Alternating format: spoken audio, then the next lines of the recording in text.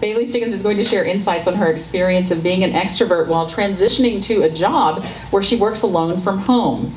Since extroverts get their energy from other people, she struggled to find her footing in the lonesome world of independent contracting. See how she's coping.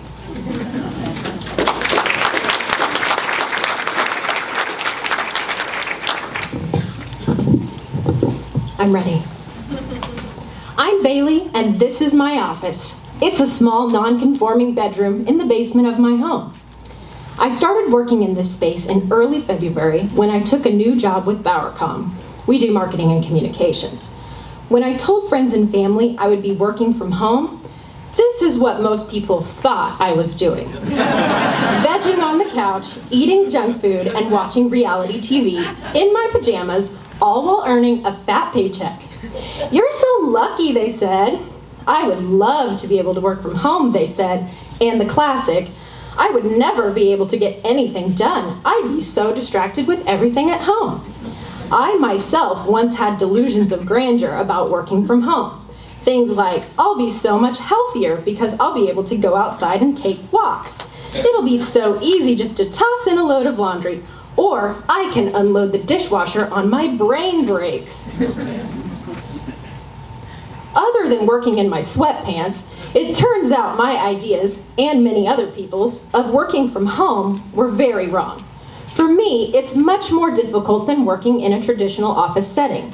Some days I feel like I can't find time to take a bathroom break. And can you imagine an office you never leave?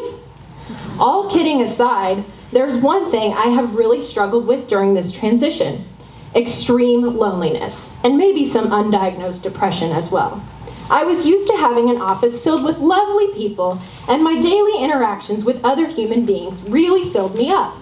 Couple the loneliness with learning a new job, and you've got a recipe for disaster if you're not careful. Your mind can start playing tricks on you. You start relating to Tom Hanks and Wilson's relationship in Castaway, and sometimes you feel like you've lost your sense of identity. These were all things I felt until I was able to diagnose myself with extrovert problems. I'm sure most of you are familiar with extroversion and introversion. And as someone who truly enjoys understanding her Myers-Briggs personality type, I was certainly aware of my being an extrovert. But until my experience in working from home, I didn't realize what a profound impact it had on me. Before you jump to any conclusions about me and assume I'm a shallow attention seeker, I want to set a few things straight.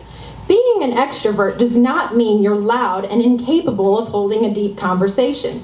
On the other side of the coin, being an introvert does not mean you're awkwardly quiet and hate the idea of leaving your home.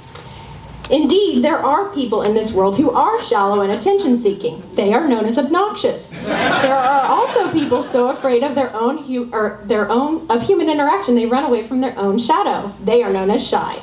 Most of the rest of us fall somewhere in between. My most recent Myers-Briggs personality test said I was 86% extrovert, which I think is pretty high. Extroversion and introversion, in their most basic of explanations, describe how people get their energy. Extroverts get their energy from other people, and introverts get their energy from within. Understanding this really helped me recognize why being by myself all day made me feel like a wilted flower. My personality profile even talks about spending time by myself, saying, this type is so externally focused, it's important for them to spend time alone.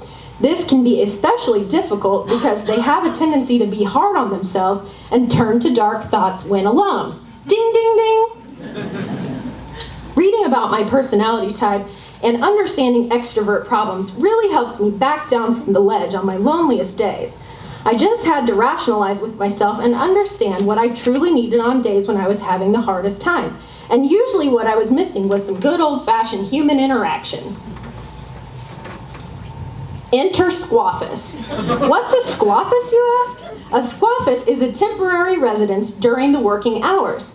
The word comes from a combination of two words, squatter and office, and refers to someone who is working in an office or space that is not actually assigned to them. My squaffuses need about 3 basic things to be a great place for me to get out of the house and work. 1, they have to have good Wi-Fi. 2, they have to be comfortable because I'll probably hang out there most of the day. And 3, they have to have good people to talk to, but who are busy enough with their own projects that they don't distract me from working. This is a photo of my favorite squawfish, Scuttlebutts on North Main. The booths are very comfortable, I like the staff, and they never seem bothered when I camp out there all day. Great folks stop in all the time, and they give free refills on iced tea. Although I'm afraid they may change at the rate I drink tea. My squawfishes are a great antidote for extrovert problems. Another great way for me to combat extrovert problems is by keeping active in community organizations like Young Professionals and Downtown Hutch. While it's almost more difficult for me to get away to a meeting now, I know the attendance is in the best interest of my mental health. I would be remiss if I didn't mention my introverted husband who has lovingly supported me during my extrovert problem attacks.